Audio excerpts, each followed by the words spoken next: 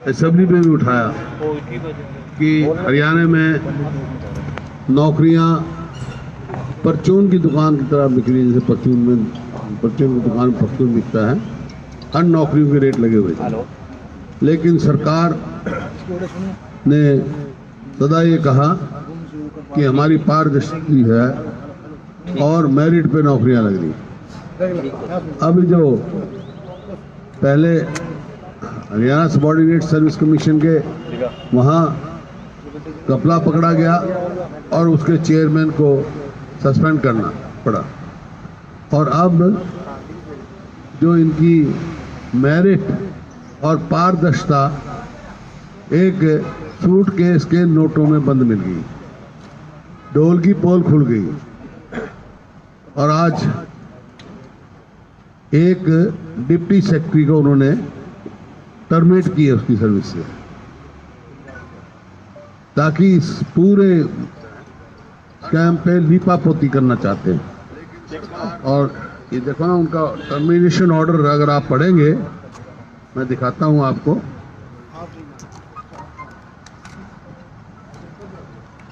इससे आपको साफ हो जाएगा गवर्नमेंट इसको बचाना चाहती है और क्यों बचाना चाहती है।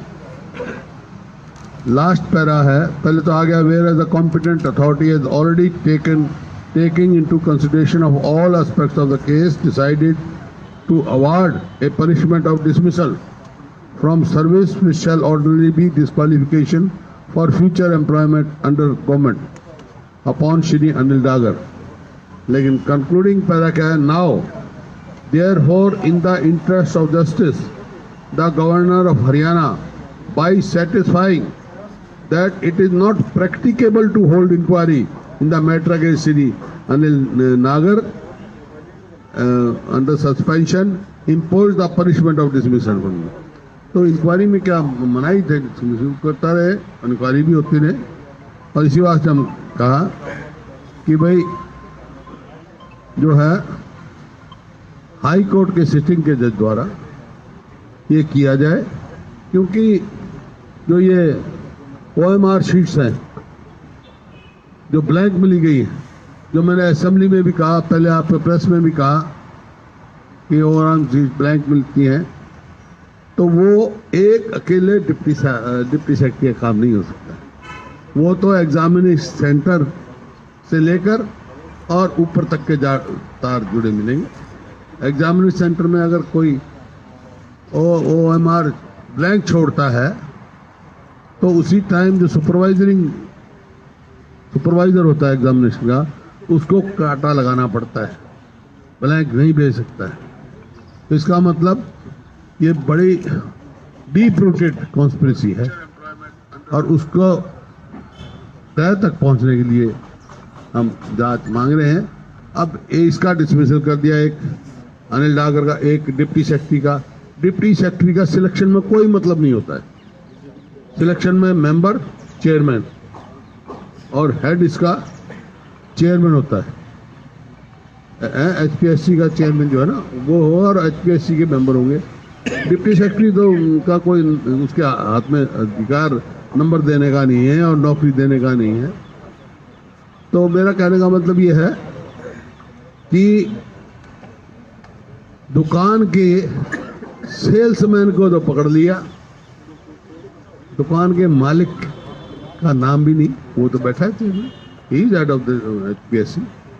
तो वो जब तक रहेंगे फिर इंक्वायरी नहीं हो सकती, और एक ही रास्ता है, उसको स्वयं होना चाहिए, नहीं तो उसकी जो है वो कार्रवाई करनी चाहिए, उसको निष्कासित करने की। कॉन्स्टिट्यूशनल है वो पोस्ट है, स्टेट गवर्नमेंट नहीं कर सकती, लेकिन मूव कर सकती है, जैसे हमारे समय में भी हुआ था, और राष्ट्रपति के तक केस जाता है उनका। तो उनको शुड बी डिसमिस्ड, या वो छोड़ जाएं या चले जाएं, और जब तक इंक्वायरी पूरी ना हो हाई कोर्ट के जज के द्वारा ये अपने उसमें नहीं आए, तभी ताकि इंसाफ का तकाजा यही है। और उसी उसमें संदर्भ में आज ही 4 बजे हम सारे विधायक राज्यपाल जी से मिलकर उनसे आग्रह करेंगे उनका कार्य क्षेत्र है। HPSC के चेयरमैन मेंबर को ओथ जो दिलवाते हैं वो राज्यपाल दिलवाते हैं। तो वहाँ इनसे हम आग्रह करेंगे कि तुरंत इन पर कार्रवाई करें और ऐसे कमीशन को बर्खास्त करने की आगे कार्रवाई करें, बर्खास्त करवाने की आगे कार्रवाई करें, ताकि जो हरियाणा के युवाओं का जिस प्रकार लूट मची हुई है उनमें एक विश्वास पैदा हो सके।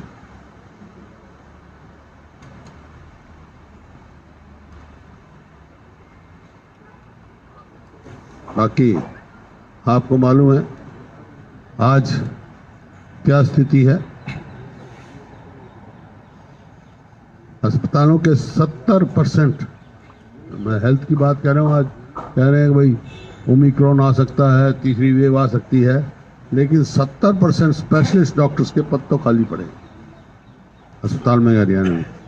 और प्रदेश के 13 जिलों में रेडियोलॉजिस्ट, 11 जिलों में बायोकेमिस्ट्री की, 10 जिलों में मेडिसिन, 9 जिलों में फार्मेसिक, 7 जिलों में चेस्ट तथा त्वचा रोग विशेषज्ञ, 6 जिलों में मनोरोग, 3 जिलों में ENT, 2 जिलों में गायनी हड्डी रोग बच्चों के डॉक्टर, 1 जिले में एनेस्थीसिया पैथोलॉजी और एक भी सर्जन नहीं है। एक पूरे हरियाणा की तस्वीर मैंने आपको दी है। जैसे टोटल जो हमारे विशेषज्ञ हैं, स्पेशलिस्ट हैं डॉक्टर्स की, वो हमारे को जरूरत है 1978 पोस्ट है, 1978 होने चाहिए, लेकिन आज हमारे पास पूरे प्रदेश में कुल 669 है, 669 1978 में से। और अकेले हेल्थ डिपार्टमेंट में 10,000 पोस्ट खाली पड़ी है।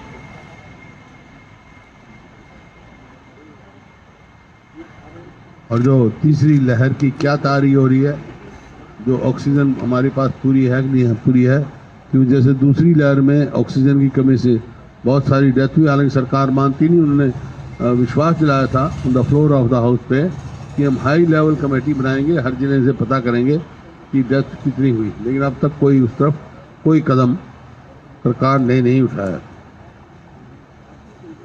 इसी प्रकार से कानून व्यवस्था के हाल है।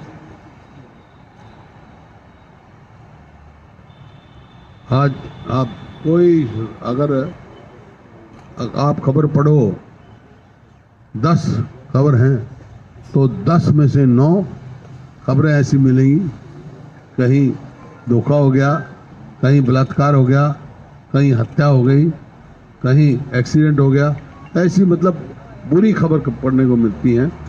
अच्छी खबर तो 10 में से 1 मिलती है। हाँ, हम दीन दयाल कोई भी लगाओ, दिन पीछे गुड़गांव हुआ, रोज कोई ना कहीं से मर्डर होता है। और जो अपराधी हैं वो तो बेखौफ घूमते हैं, और जो लोग हैं वो खौफग्रस्त हुए। वो खौफग्रस्त, आज कोई अपने आप को हरियाणा में सुरक्षित महसूस नहीं कर रहा। Nobody is feeling safe. और जो लेकिन अपराधी बेखौफ हैं, खुले जाते हैं। इसी प्रकार से महंगाई पर कोई इनकी रोक नहीं। आज क्या किस प्रकार से महंगाई तेजी से बढ़ रही है, गरीब आदमी का जीवन ही दुर्लभ हो गया। रसोई तो बहुत महंगी हो गई। पिछली बार मैंने आपको एक उदाहरण सुनाया था, वो बिल्कुल सही है। एक रेस्टोरेंट में आदमी जो है चला गया, 2 डोसे ऑर्डर दिया उसने, 1 डोसा खा लिया, उसके बाद दूसरा डोसा आया। बिल जब आया तो 90 रुपये का आया, 1 डोसे का तो 40 रुपये और 1 डोसे के लगा रखे 50 रुपये। वो कहना ये क्या बात है भाई, मैंने खाया है, 5 मिनट में ये हुआ है, वही साइज का पहला डोसा था, यही दूसरे का, एक का 40 दूसरे का 50। बोला जी जितने में आपने पहला खा के खत्म कर रहे हैं, दूसरे हम लेने आए, इतने में गैस की कीमत बढ़ गई, इस वास्ते उसका 50 को। तो इतनी तेजी से महंगाई बढ़ रही है, तो आज गरीब आदमी के लिए और मध्यवर्गीय लोगों के लिए बहुत मुश्किल काम हो रहा है। कानून व्यवस्था बता दी, और जो इस प्रकार से गरीब आदमी की है। और हम बेरोजगारी तो आपको मालूम ही है, बेरोजगारी में तो आज हरियाणा नंबर 1 है। मेरे को बार बार कहने की जरूरत नहीं, इसमें कोई दो राय नहीं कि माने ना माने। चाहे आप नीति आयोग से ले लें भी किस तरीके से बढ़ती है, CMI से की तो आई गई है कि वो नंबर 1 है, क्योंकि अब रोजगार मतलब जो प्राइवेट फैक्ट्रियाँ वो भी पलायन कर रही हैं और सरकारी नौकरी दे नहीं रहे, जो दे रहे हैं उसमें खरीद फरोख्त से दे रहे हैं। काम लगी हुई अकेले शिक्षा विभाग में 40,000 पोस्ट खाली हैं आज, 40,000 in each one department only. इसी प्रकार से हर डिपार्टमेंट का ये हुआ है। कॉन्ट्रैक्ट की वो थी, उसमें भी एक अलग से बना दिया। एक और भ्रष्टाचार का अड्डा बन गया, जिस तरह HPSC में पकड़े या वहाँ पकड़े जाएंगे। मतलब वहाँ जो है, जो बेचारे कॉन्ट्रैक्ट गरीब आदमी है, ऐसी शिकायतें मेरे को मिलती हैं। पहले ठेके की तो चल ही रही थी, अब इसमें दूसरी हिसाब से हुआ। ठेके में तो ये था 3 महीने का कॉन्ट्रैक्ट देते थे, 2 महीने की तनख्वाह देते थे, 1 महीने की वो खाते थे। इतना इस बार करप्शन था। तो ये इन्होंने चला है। एक जो है, जो वायदा किया था इन्हें ऑटोनॉमी ऑफ यूनिवर्सिटी पे हम टच नहीं करेंगे। अब उनकी सिलेक्शन और एग्जामिनेशन भी मतलब HPSC को और सबॉर्डिनेट सर्विस कमीशन को देने की वो कर रहे हैं, तो वो तो तुरंत इनको वापस लेना चाहिए। इस प्रकार से जो है आपके सामने है, ये सारे मुद्दे हैं और बहुत सारे मुद्दे हैं। आज हमारे CLP की मीटिंग हुई थी, उसमें बहुत सारे एडजॉर्नमेंट मोशन हमने तैयार किए हैं, कॉल अटेंशन किए हैं इन मुद्दों पर। हाँ, नंबरदार का है, जैसे नंबरदार की प्रथा हटाने की तैयारी हो रही है। तो एक बात इनको समझ में आना चाहिए, नंबरदार नहीं तो सरकार भी नहीं है। सबसे नीचे तो वही है, एक कड़ी है सरकार के लिए, उसको ही हटाने की तैयारी हो रही है। ये लगाने के वाली सरकार नहीं है, हटाने वाली सरकार, इससे दौर है। इसी प्रकार से और जो बहुत सारे जो खेतों में पानी भरा है, उसके लिए हमने एडजस्टमेंट मोशन दी है। कोई सरकार की तरफ से पुख्ता कार्रवाई नहीं हो रही। और जो बार बार ये कहा जा रहा था इनसे कि हम एक एक दाना खरीदेंगे MSP पे धान का, आप सबने देखा बाजरे का क्या हाल हुआ। बाजरा तो 800-900 रुपये क्विंटल बिका, और उसमें धान में लिमिट फिक्स कर दी, 1 एकड़ में हम इससे ज़्यादा क्विंटल नहीं लेंगे। तो एक एक दाना खरीदना है तो लिमिट किस बात की है। धान को भी जो है जो 1400 रुपये का है। हाँ, और खाद आज पहले DAP नहीं मिल रहा था, अब यूरिया भी नहीं मिल रहा। बिजाई का टाइम है गेहूं का, सबसे ज़्यादा दिक्कत वाली बात है। तो कोई भी चीज़ कहीं भी हाथ लगा के देख लो आप, आज हर वक्त वहाँ परेशानी है।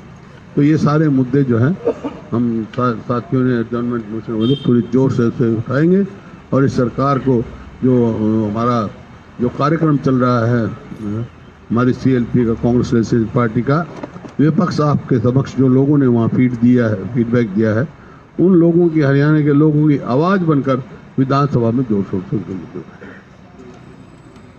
और आपने कोई सवाल पूछना पूछ लो, क्योंकि 2 बजे हमारी मीटिंग भी है।